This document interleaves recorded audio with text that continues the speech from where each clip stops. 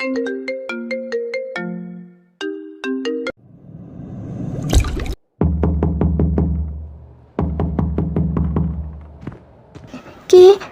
কে ওখানে?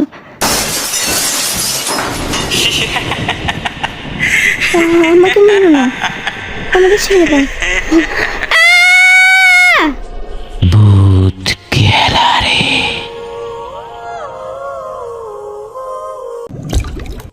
অর্ঘ্য নিজের পকেটে হাত রাখলো এবং একটা জ্বলন্ত স্টোন বের করলো। স্টোনটা ফ্লোরে রাখতেই আলো বের হতে শুরু করলো। দিনের আলোর থেকেও অনেক বেশি আলো বের হচ্ছে। রুহি নিজের 2 হাত দিয়ে চোখ বন্ধ করে ফেললো। হঠাৎ আলোক রশ্মি থেকে একটা অদ্ভুত কণ্ঠে বলে উঠল, আমার কোনো দিকের সাহায্য চা তোমার। আচমকা গভীর এই প্রশ্ন করায় রুহি বিচলিত হয়ে গেল। হঠাৎ আসল কথায় আসবে কেন? প্রথমে সবটা না শুনেই এমন প্রশ্ন? অর্ঘ্য বলল, আপনি আমাকে বুদ্ধি দ্বারা সাহায্য করুন।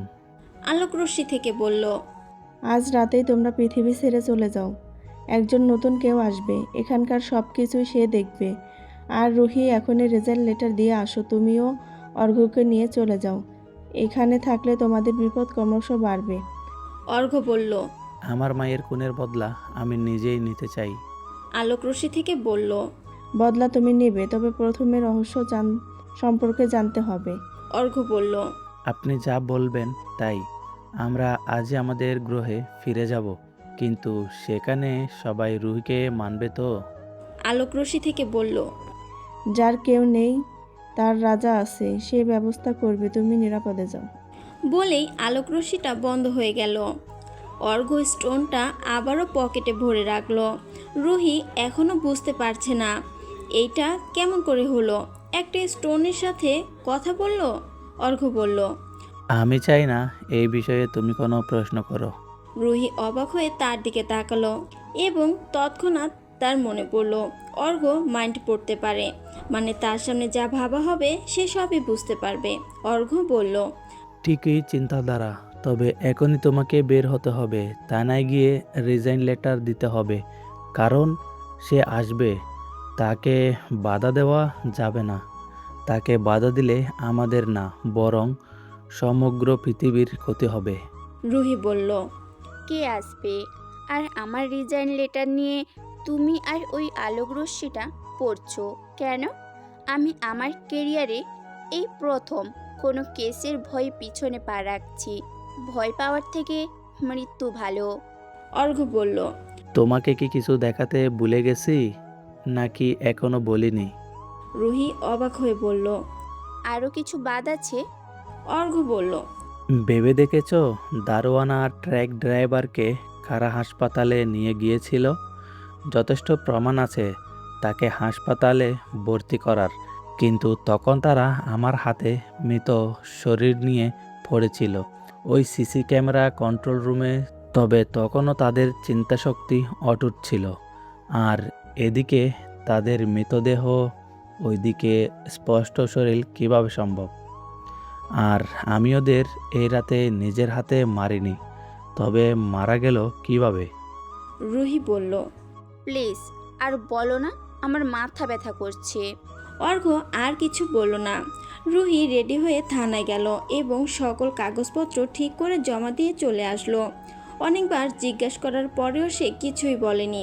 ফিরে আসার সময় ডিআইজি স্যার বলেছিল, আমি কখনো ভাবতে পারিনি তুমি এইভাবে হাল ছেড়ে দিবে। সবাই তোমার উপরে বিশ্বাস রাখতো, পারলে না তুমি, অবশেষে হার মারলে। চিন্তার কিছু নেই, আমি মারা গেলে আমার জায়গা ফাঁকা থাকবে না, অন্য কেউ দখল করবে। তেমনি তুমি চাকরি থাকলে তোমার স্থান ফাঁকা থাকবে না, কেউ না কেউ দখল করবেই। আর যখন এই কেসটা তোমার উপর ছিল, তাই তোমার জায়গায় যে বসবে তাকেই সেটা সলভ করতে হবে। আর বেশি দেরি হবে না, পজিশন পাকা ফেলেই অতি দ্রুতই আসবে সে। রুহি কিছু না বলেই বাড়ি ফিরে আসলো। কি বলবে সে? এসবের কোনো উত্তর তার কাছে নেই। সেই রাতেই রুহি, অর্ঘ্য ও তার প্রিয় বিড়াল ভ্যাম্পায়ার রাজ্যে ফিরে গেল। এদিকে তাদের যাওয়ার 6 দিন পর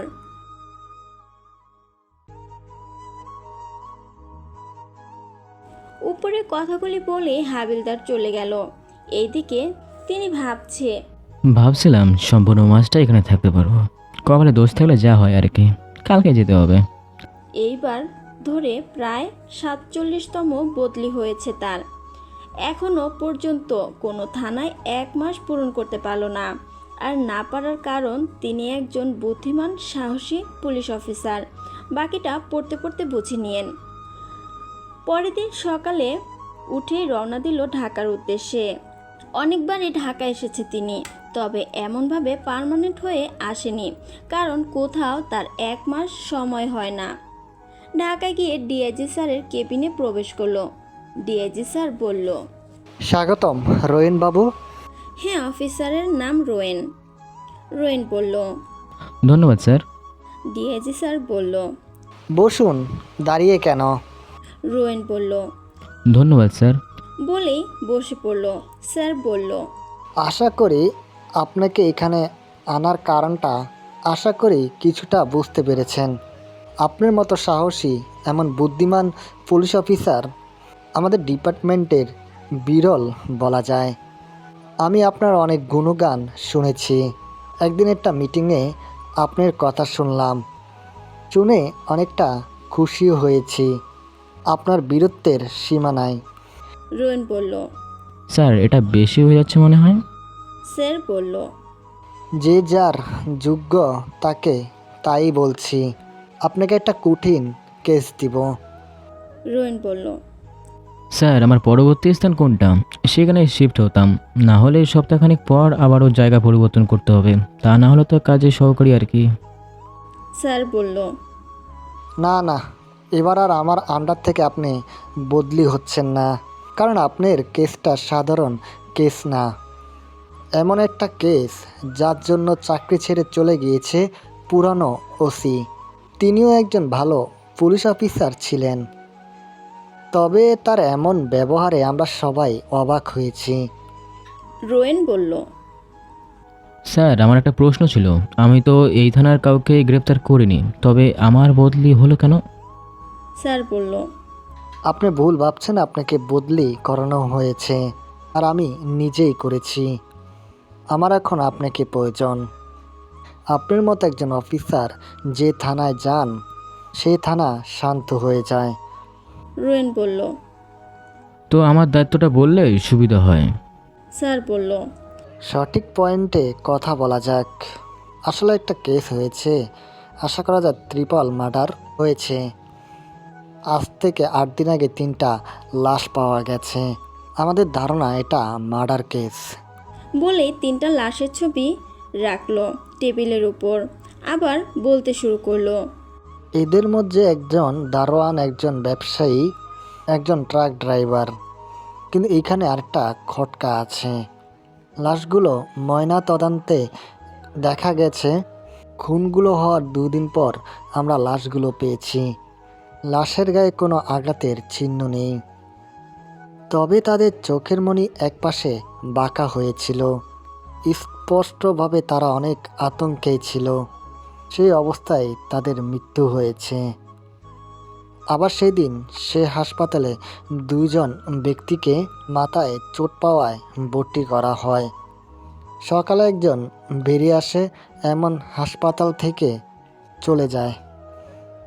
অন্যদিকে আরেকজন প্রায় দুপুর 1টা নাগাদ হাসপাতালে থাকা অবস্থায় গায়ে আগুন লেগে পুড়ে মারা যায়। তবে আগুনটা শুধু তার শরীরে লাগে, অন্য কিছুতে স্পর্শ করেনি। যখন নার্স দেখে তখন আগুন থেকে কোনো উত্তাপে বের হয়নি, নিমিষেই অদৃশ্য হয়ে যায়। আপনি এবার আপনার কাজটা শুরু করুন। আমি এই কেস সম্পর্কে যতটা জানতাম সবটাই বললাম। আর কোনো হেল্প লাগলে প্রশ্ন করতে পারেন। রোয়েন বলল। যদিও এটা মার্ডার কেস ভাবা হয়, তবে আমার তো অনেকটা অন্যরকম লাগছে। কেননা 3 ব্যবসায়ী যদি এমনভাবে মারা যেত, তবে অতি সহজে তারা পিছনে লাগা শত্রুদের চিহ্ন করে আসল খুনিকে বের করে যেত। কিন্তু এখানে একজন দারোয়ান ও ট্রাক ড্রাইভার আছে। ব্যবসায়ীর সাথে এদের দুজনের সম্পর্ক কী? এমনটাও তো হতে পারে ব্যবসায়ী কোম্পানির ট্রাক ড্রাইভারের কাজ করে, কিন্তু তাদের সাথে দারোয়ান গেল কেন? আচ্ছা স্যার, এই দারোয়ানের চাকরি করার লোকটা কি কিসের চাকরি করত? ব্যবসায়ীর কোম্পানিতে? ডিআইজি স্যার বলল। না, একটা সিসিটিভির কন্ট্রোল রুমের দায়িত্বে ছিল। রোয়েন বলল। এই কন্ট্রোল রুমটা কোথায় জানেন? যদি দারোয়ানকে কিডন্যাপ করা হয় তবে সেখান থেকেই করা হবে। সে অবশ্যই সিসিটিভি ক্যামেরা লাগানো থাকবে। যদি না হয় তবে আমরা বুঝতে পারবো না কোত্থেকে কি হয়েছে। আর একজন ট্রাক ড্রাইভার কীভাবে বুঝলো? স্যার বলল। সিসি ক্যামেরা কন্ট্রোল রুমের বাইরে ট্রাকটা দাঁড় করানো ছিল। আমাদের পুলিশ বাহিনী তদন্তের সময় সেই ট্রাকটাক থেকে ড্রাইভিং লাইসেন্স পায়। সেখানে ছবি দেখে বোঝা যায় মৃত এক ব্যক্তি ড্রাইভার। রোয়েন বলল। এখানেও শিওর হওয়া যায়। আচ্ছা, ধন্যবাদ স্যার। আমাকে কন্ট্রোল রুমটা একটু দেখিয়ে দিন। আর সব কিছু জেনে আর এলাকার ভালো মন্দ চিনেভাবে এমন একজন সহকর্মী দিন। আর হাসপাতাল থেকে কোনো তথ্য দিয়েছে কি? কে বা কীভাবে তারা সেখানে ভর্তি করানো হয়? প্রথম ব্যক্তি সকাল থেকে চলে যায়। আর হাসপাতালে এত লোক থাকার সত্ত্বেও আগুন লাগলো কীভাবে, সেটা নিয়ে আপনাদের কোনো পদক্ষেপ করেননি? স্যার বলল। আসলে হয়েছে কি? স্যারকে থামিয়ে দিয়ে রোয়েন বলল।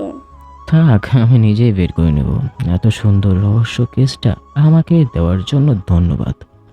আপনি আমাকে একজন সহকারী দিন, আর আমি একটু পরেই কেসটা নিয়ে উদ্বোধন করতে চাই। স্যার বলল। আপনি বাসায় গিয়ে ফ্রেশ হয়ে নিন, আমি আপনার বাসায় সহকারী পাঠিয়ে দিচ্ছি। রোয়েন দ্রুত বেগে টেবিলে থাকা ছবি 3টা নিয়ে বাইরে বেরিয়ে আসলেন। বাইরে বেরিয়ে নতুন বাসায় উঠলেন এবং অনেক জার্নি করার ফলে ফ্রেশ হতে যান। ফ্রেশ হয়ে বাইরে বেরিয়ে হালকা পাতলা নাস্তা করে বসে আছেন। হঠাৎ একজন পুলিশ তার বাসায় আসে। এসেই তাকে সেলুট দেয়। রোয়েন বুঝতে পারে এই পুলিশটাকেই তার সহকর্মী হিসেবে পাঠানো হয়েছে। রোয়েন বলল। আপনার নাম কি? জি স্যার, আমার নাম লাবিব হাসান, আপনার সহকর্মী। রোয়েন বলল। এই এলাকাটা ভালো করে চেনেন? লাবিব বলল। হ্যাঁ স্যার, আমার সবই জানা। কোথায় যাবেন বলুন? রোয়েন বলল। আচ্ছা চলুন, সিসিটিভি ক্যামেরার কন্ট্রোল রুমটা যাওয়া যাক। লাবিব আর কিছু না বলে বাইরে বের হয়ে গাড়ি স্টার্ট করলো। রোয়েন গাড়িতে বসে পড়ল। নিরিবিলি গাড়ি চলছে। প্রায় সন্ধ্যা হবে হবে ভাব, পরন্ত বিকেল। রোয়েন গাড়ির জানালা দিয়ে বাইরে তাকিয়ে আছে। কিছুক্ষণ পর লাবিব গাড়ি থামালো এবং বলল। স্যার, এটাই সেই দারোয়ান এর থাকা কন্ট্রোল রুম। রোয়েন গাড়ি থেকে বের হলো। সে যা ভেবেছিল একদমই তাই। এখানে নতুন গার্ড নিয়োগ করা হয়েছে। রোয়েন নতুন দারোয়ানকে বলল। আপনি নতুন এসেছেন? দারোয়ান বলল। জি, আপনাকে তো চিনলাম না। রোয়েন বলল। আমি এই থানার ওসি। আমরা কন্ট্রোল রুমটা একটু সার্চ করে দেখতে চাই। দারোয়ান বলল। হ্যাঁ, দেখুন স্যার। বলেই দারোয়ান গেট খুলে দিল। রোয়েন দ্রুত বেগে প্রবেশ করলো এবং চারিপাশে ঘুরে ঘুরে দেখতে লাগলো। তার এখন প্রমাণ লাগবে দারোয়ান এখানে ছিল নাকি অন্য কোথাও থেকে তাকে কিডন্যাপ করা হয়েছে। এটাই জানা গেলে অনেকটা এগিয়ে যাওয়া যাবে। কিন্তু বাইরে কিছুই পেল না। রোয়েন এবার কন্ট্রোল রুমের ভেতরে প্রবেশ করলো। লাবি বাইরে দেখছে সব কিছু। এদিকে রোয়েন রুমের ভিতর, আর তার পিছু পিছু নতুন দারোয়ান। রোয়েন দারোয়ানকে উদ্দেশ্য করে বলল। 5-6 দিনের মধ্যে রুমটা পরিষ্কার করেছেন? নতুন দারোয়ান বলল। হ্যাঁ স্যার, অনেক নোংরা ছিল আর অনেক কিছু ছড়িয়ে ছিটিয়ে ছিল। তবে আমি কম্পিউটারে কাজ করতে না পারায় একটা কম্পিউটার প্রথম দিন থেকে একই রকম আছে, কিন্তু আমি ঠিক করতে পারিনি। রোয়েন বলল। কোন কম্পিউটারটা? দারোয়ান দেখিয়ে দিল। রোয়েন চেয়ার টেনে নিয়ে সেই কম্পিউটারের সামনে বসলো। সামনে বসেই কম্পিউটার অন করলো। অন করেই অবাক হয়ে যায়, কারণ কম্পিউটারে একটা ভিডিও অন করা, যার মানে কেউ একজন আগে থেকেই এখানে ছিল আর সেই এমনটা করেছে। আর যে ছিল সে যথেষ্ট অভিজ্ঞ ছিল, না হলে যে কেউ হঠাৎ করে একটা সিসিটিভি ফুটেজ বের করতে পারবে না। রোয়েন আবার সেই ফুটেজটা অন করলো, কিন্তু কিছুই চোখে পড়ল না। আর এই কম্পিউটারে 423 নম্বর রোডের মোড়ের ফুটেজ দেখা যাচ্ছে। তাহলে কি ওই রোডে কিছু হয়েছিল? বসে বসে এগুলো ভাবতে ভাবতে হঠাৎ রোয়েনের ফোন পড়ে যায়। কম্পিউটারের নিচে পড়ায় নিচু হয়ে তুলতে যায়। রুমের ভেতর আলো থাকায় অনেকটাই স্পষ্ট দেখা যাচ্ছে। নিচু হয়ে ফোনটা হাতে নিয়ে উঠাতেই তার হাতে একটা পাতলা শক্ত ছোট কিছু টুকরো বাঁধলো। আরও একটু নিচু হয়ে সেইটা সহ ফোনটা তুলল। সেই পাতলা জিনিসটা আর কিছু না, একটা নখ, তবে প্রায় 1 ইঞ্চির মতো লম্বা নখ, যা দেখে রয়ন অনেকটাই চমকে উঠেছে। নখ দেখে মনে হচ্ছে কোনো এক জানোয়ারের নখ, আর নখটা যেমন শক্ত তেমনই লম্বা। কিন্তু রয়ন কিছুই বুঝতে পারছে না এই নখটা কিসের নখ। এত বড় নখ মানুষের না, আর এই রুমে মানুষ ছাড়া অন্য কিছুর প্রবেশ করা সম্ভব না, কারণ গার্ড তো থাকে। তার ওপর কারো প্রয়োজন ছাড়া এই স্থানে কেউ সময় অতিবাহিত করতে আসবে না। কিন্তু কি প্রয়োজন ছিল এই নখওয়ালার? নখটা ফোনের পাশে রেখে আবারও কম্পিউটারের দিকে চোখ গেল। কম্পিউটারের দিকে তাকিয়ে অবাক হয়ে যায় সে, কারণ 1 ঘন্টার সকল ফুটেজ শুধু কালো অন্ধকার দেখা যাচ্ছে। তবে ওই দিন রাতে কি হয়েছিল যার কারণে সিসিটিভিতে এমন হয়ে যাচ্ছে? এখন এই রহস্য বুঝতে হলে ওই দিন রাতে যা ঘটেছিল সেই সম্পর্কে জানতে হবে। কম্পিউটারের সময় দেখে রয়ন অনেকটা অবাক হয়ে যায়, কারণ রাত প্রায় 2:30টার পর রাস্তা তো একেবারেই ফাঁকা হবে। কিন্তু ফুটেজ দেখে মনে হচ্ছে এখানে কিছু একটা হয়েছে বলে রয়ন মনে মনে ভাবলো। এখন কিছু সূত্র পেতে গেলে ওই রাস্তায় যেতে হবে। রোয়েন নখটা নিয়ে চলে আসলো। লাবিব বাইরে কিছুই পেল না।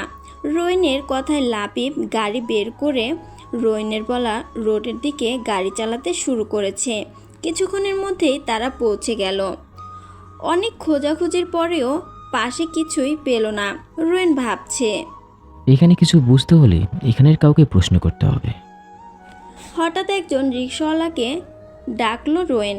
পুলিশের কথায় সাথে সাথে রিক্সাওয়ালা রিক্সা থামিয়ে দেয়। রোয়েন রিক্সাওয়ালাকে বলল।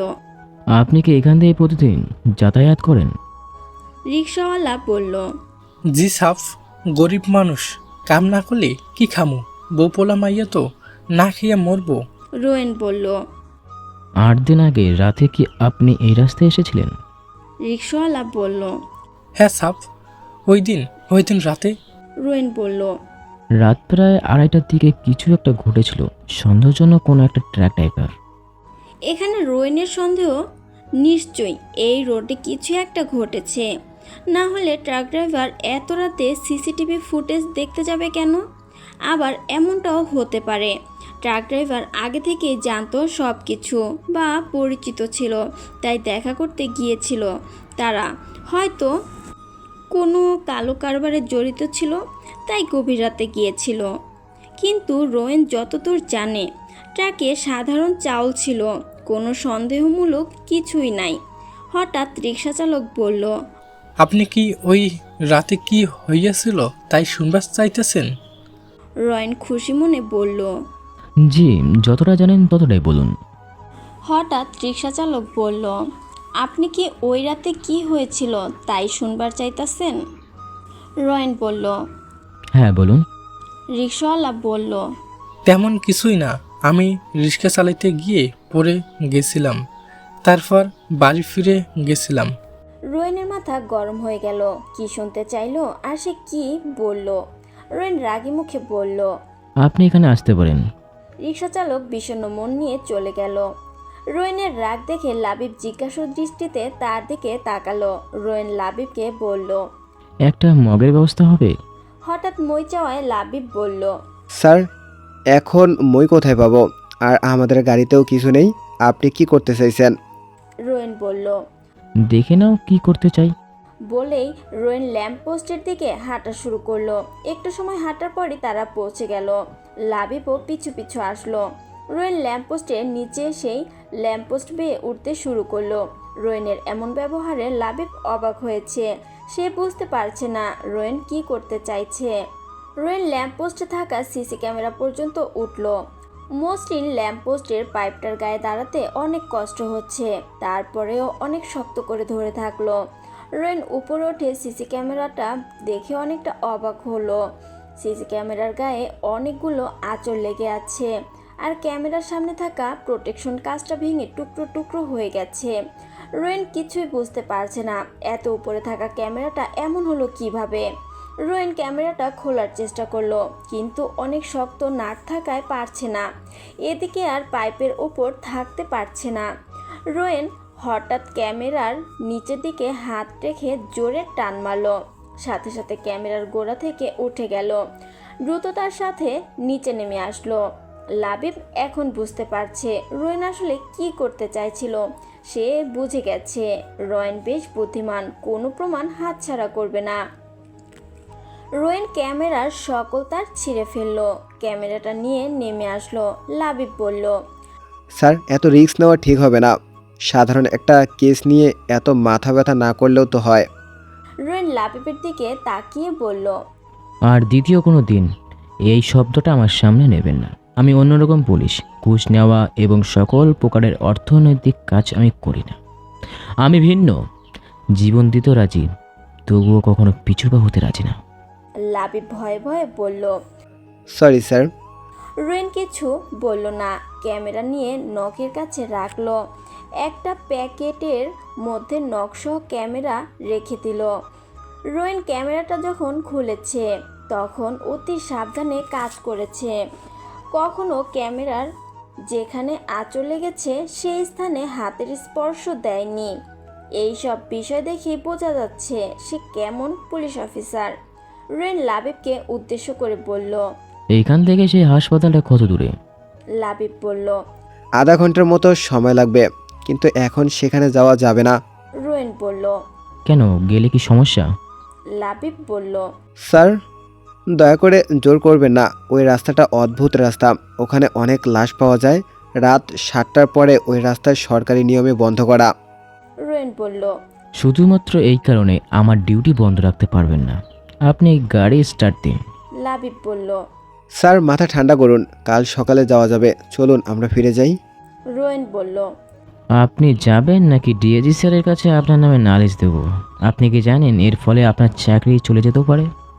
লাবিব বলল। স্যার। রোয়েন লাবিবকে থামিয়ে দিয়ে বলল।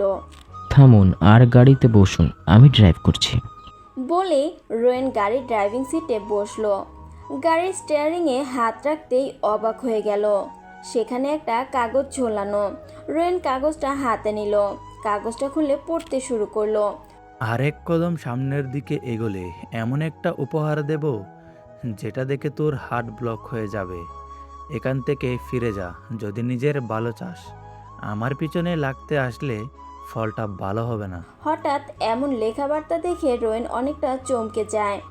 রোয়েন লাবিবকে উদ্দেশ্য করে বলল। গাড়ির কাছে এসেছিল। লাবিব স্বাভাবিকভাবে বলল।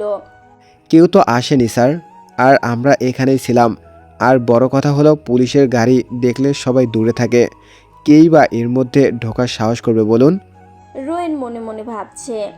লাবিব তো ঠিকই বলেছে, আমরা এখানেই ছিলাম, তবে কেউ এর মধ্যে ঢোকার সাহস করবে না। আর যদি না আসে তবে চিরকুটটা আসলে কী হবে? আর অসাধারণ হলেও এতটা সমস্যা হতো না। কিন্তু চিরকুটের লেখাগুলো সাধারণ ছিল না। তবে যাই হোক, আমার জীবন চলে গেলেও আমি পিছু হাঁটবো না। রোয়েন লাবিবকে গাড়িতে উঠতে বলল। লাবিব কিছু না বলেই গাড়িতে উঠে বসলো। রোয়েন লাবিবের থেকে হাসপাতাল রোডের রাস্তা শুনে শুনে গাড়ি চালাতে শুরু করলো। লাবিব ভয়ে চুপসে আছে। রোয়েন শুধু জোরে জোরে ড্রাইভ করছে, কারণ তাদের আবার ফিরতে হবে। এমনিতেই রাত 8:30 বাজে, তার উপর হাসপাতালে গিয়ে আরও দেরি হবে, তাই আরও জোরে যেতে হবে। রাস্তাটা একদমই ফাঁকা মনে হচ্ছে। এইটা কোনো বাস্তব পৃথিবী না কল্পনার পৃথিবী, কারণ এখন প্রায় সব স্থানে লোক সমাগম দেখা যায়। তার মধ্যে এমন নির্জন রাস্তা ভাবাও মুশকিল। আর এই নির্জন রাস্তাটা দেখার ভাগ্য হয়তো এদের কারোরই হতো না, কারণ এই রাস্তায় 7টার পরে সকলের প্রবেশ নিষেধ করা। কিন্তু রোয়েন অনেক জোর জবরদস্তি করে এসেছে, আর সে ওসি হওয়ার কারণে কেউ তেমন বেশি সমস্যা করেনি। রোয়েন লাবিবের দিকে তাকিয়ে দেখলো সে একদম চুপচাপ হয়ে আছে। এমন অবস্থা দেখে রোয়েন কিছুই বলল না। হঠাৎ লাবিবের দিক থেকে চোখ ফিরিয়ে গাড়ির সামনে রাস্তায় দেখতেই রোয়েন হাইড্রোলিক ব্রেক করে, যার ফলে গাড়ির চাকার সাথে পিচের ঘর্ষণ লেগে টায়ার ক্ষয় হয়ে রাস্তার মধ্যে কালো দাগ হয়ে যায়। গাড়ি এত জোরে ব্রেক করায় টাল সামলাতে না পেরে সামনের 2 চাকা বাঁকা হয়ে রাস্তার পাশে গিয়ে একটা মৃত গাছের সাথে ধাক্কা খায়। পেছনে তাকিয়ে দেখে লাবিব ভয়ে কথা বলার সাহস পাচ্ছে না। তবে কি লাবিবের কথা সত্য হবে? রয়ান ব্যস্ত হয়ে গাড়ি থেকে নামলো। সে ভাবছে এমনটা কেন হলো, কে ছিল সামনে, কাকে বাঁচাতে গিয়ে অ্যাক্সিডেন্ট হলো। গাড়ি থেকে টর্চ লাইট নিয়ে বাইরে নামলো। এদিকে লাবিব ভয়ে কাচুমাচু করছে, কথা বলার সাহস পাচ্ছে না। রয়নের যতটা মনে পড়ে ফাঁকা রাস্তা পেয়ে দ্রুত বেগে গাড়ি চালাচ্ছিল। হঠাৎ একটা সাদা কাপড় পরা কিছু একটা তার সামনে আসলো। তখন লাবিবের দিকে তাকিয়ে দেখতে গিয়ে খেয়াল না করার ফলে এমনটা হয়। তার সামনে থাকা ব্যক্তিকে বাঁচাতে গিয়ে হাইড্রোলিক ব্রেক করতে হয়। রয়ন লাইট নিয়ে রাস্তার মাঝখানে দাঁড়িয়ে সামনের দিকে মারল। এখনও দেখা যাচ্ছে একটা বয়স্ক ব্যক্তি লাঠি হাতে বাঁকা কোমরে হেঁটে যাচ্ছে, তবে বয়স অনেক বেশি মনে হচ্ছে। কিন্তু এত দ্রুত এতটা দূরে গেল কিভাবে? বয়স্ক লোকটার দিকে আলো পড়ায় লোকটা রয়নের দিকে ফিরে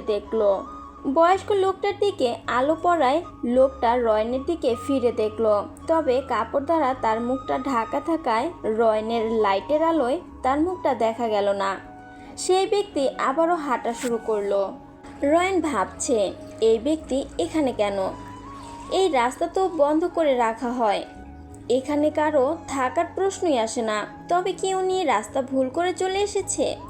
ওনার বয়স অনেক বেশি, হয়তো তাই হবে ভেবেই রয়ন লাইট হাতে তার দিকে দৌড়াতে শুরু করলো।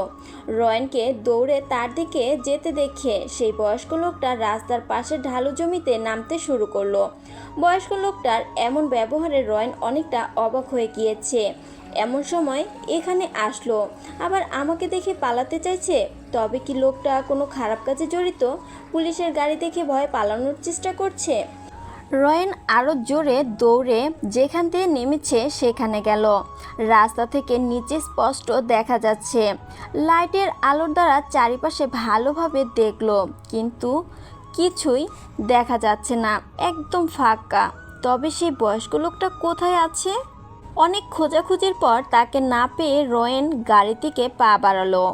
এবার রয়ন লাইটের আলো রাস্তার 2 পাশে থাকা গাছগুলোর দিকে রাখলো। গাছগুলো দেখে রয়নের হাতের লাইট প্রায় পড়ে যাওয়ার মতো অবস্থা, হাত পা হালকা হালকা কাঁপছে। এখন মনে হচ্ছে লাবিবের কথা শুনলে ভালো হতো, এখানে এখন আসা ঠিক হয়নি। আবার রাস্তার গার্ডরাও অনেক বাধা দিয়েছে। লাবিব ঠিকই বলেছিল, এখানকার পরিবেশ এতটাই ভয়ঙ্কর, দিনের আলোয় আসতেও ভয় করবে। রাস্তার 2 পাশে মৃত গাছ, গাছের ডালে অসংখ্য মৃত মানুষের মাথার খুলি ঝুলিয়ে রাখা। সব কয়টা গাছই মৃত। পাতাহীন গাছে অনেকগুলো ডালপালা আছে, আর প্রতিটা গাছে প্রায় 16-17টা করে মাথার খুলি ঝুলিয়ে রাখা। লাবিব এখন কি করছে? লাবিবের কথা মনে পড়তেই রয়ন দৌড়াতে শুরু করলো। লাবিব এমনিতে ভয়ে চুপসে গেছিল, তার উপর তাকে একা রেখে আমি এতটা দূরে চলে এসেছি, না জানি সে এখন কি করছে। রয়ন দৌড়াতে দৌড়াতে কিছুক্ষণের মধ্যেই গাড়ির কাছে চলে আসলো। গাড়ির কাছে আসতেই অবাক হয়ে গিয়েছে, গাড়ির সকল কাজ বন্ধ করা। তবে কি লাবিব ভয়ে কাজগুলো বন্ধ করে দিয়েছে? রয়ন জোরে জোরে লাবিবকে উদ্দেশ্য করে দরজা খুলতে বলছে, কিন্তু লাবিব কোনো রেসপন্স করছে না। অনেক ডাকাডাকির পরেও কিছুই খুলছে না। রয়ন অনেক চিন্তার মধ্যে আছে। এখন লাবিব ভয়ে দরজা খুলছে না, নাকি তার কিছু হয়েছে? রয়ন জোরে জোরে বলছে, লাবিব দরজা খোলো, আমি রোয়ান, দরজা খোলো। কিন্তু কোনো উত্তর পাচ্ছে না। রয়ন গাড়ির সামনের দরজা ধরে খুলতে চাইল, কিন্তু সামনের দরজাও বন্ধ করা। জোরে জোরে টান মারার পরেও খুলছে না, তার মানে ভেতর থেকে বন্ধ করা। এবার রয়নের অনেক চিন্তা হচ্ছে, লাবিব ঠিক আছে তো? কোনো উপায় না পেয়ে রয়ন হাতে থাকা স্টিলের লাইট দিয়ে জানালার কাজ ভাঙবে বলে ঠিক করে। যা ভাবা সেই কাজ। লাইট দিয়ে জোরে জোরে 3-4 বার আঘাত করার সাথে সাথে জানলার কাজ ভেঙে যায়। রয়ন লাইটের আলো গাড়ির ভেতরে মারে এবং সাথে সাথে ছিটকে পড়ে যায়। তারই চোখের সামনে লাবিবের দেহ গাড়িতে হেলান দিয়ে রাখা, শুধু বুকের পর পেটটা আছে, গলা থেকে মাথাটা আলাদা করা, হাত দুইটা নাই, পা হাঁটুর নিচ থেকে নাই, শুধু দেহটা গাড়ির সিটের উপর হেলান দিয়ে রাখা। সারা গাড়িতে রক্ত ছড়িয়ে গেছে। হঠাৎ রোয়েনের একটা স্মৃতি মনে পড়ে গেল। যখন সে লাবিবের উপর লাইটের আলো মেরেছিল তখন তার বাম পাশে সাদা একটা কাগজের টুকরো ছিল। হতে পারে এটা কোনো সংকেত। রয়ন দ্রুত রাস্তা থেকে উঠে গাড়ির কাছে গেল। তবে এবার লাইট বন্ধ করাই আছে। সে আর লাবিবের গলাহীন দেহটা দেখতে চায় না। অন্ধকারে ভাঙা জানলা দিয়ে গাড়ির মধ্যে সিট বরাবর হাত প্রবেশ করালো। গাড়ির সিটের উপর অন্ধকারে হাত চালিয়ে দেখতে গিয়ে হঠাৎ রোয়েনের হাতে একটা হাতের ছোঁয়া লাগে। রয়ন হাতটা ধরে একটু বল দিতেই হাতটা হালকাভাবে উঠে আসে, মানে এটা লাবিবের কাটা হাত। রয়ন সাথে সাথে হাতটা ছেড়ে দেয়, আবারও সিটের উপর হাত রাখলো। হাতে যতটা লাগাল পাওয়া যায় সম্পূর্ণ হাত দিয়ে খোঁজার চেষ্টা করলো।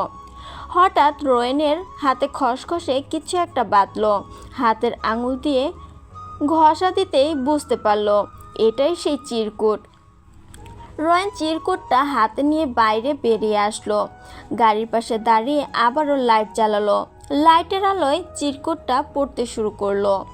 তোকে আগেই বারণ করছি কিন্তু শুনলি না। এবার তোর সহকারী গিয়েছে, আর কিছু করতে গেলে সহকারীর থেকে খারাপ অবস্থা তোর লাশটার পড়ে থাকবে। আমার থেকে দূরে থাক। আমাকে নিয়ে পড়লে হয়তো মরবি, না হয়তো হারিয়ে যাবি। চিরকুটটা পড়ে রয়ন অবাক হয়ে গিয়েছে। সে নিজেও জানে না এবার কোন ধরনের কেস তার হাতে এসে নিয়েছে। গোয়েন্দা কেস অতি সাধারণ বিষয়, গ্যাং কেস অতি সাধারণ। যে কোনো মার্ডার কেস নিতে সে 2 বার ভাবে না, কিন্তু এবারের কেসটা কেমন সে নিজেও বুঝতে পারছে না। আসার আগে একটা চিরকুট কে রেখেছে, কেন রেখেছে তার কোনো প্রমাণ নেই। আর এদিকে লাবিব এই নৃশংসভাবে মারা গিয়েছে। আবারও চিরকুট, আবার গাড়ির দরজা জানলা সবই বন্ধ। তাহলে চিরকুটটা কে রাখলো, আর লাবিবকেই বা কে মারলো? আর সে কি চায়? সে আসল খুনি নয় তো? সে কি চায় না আমি তার সম্পর্কে জানি, তার আসল পরিচয় সকলের সামনে নিয়ে আসি? রয়নের মাথায় ব্যথা করছে, আর কিছু ভাবতে পারছে না। হঠাৎ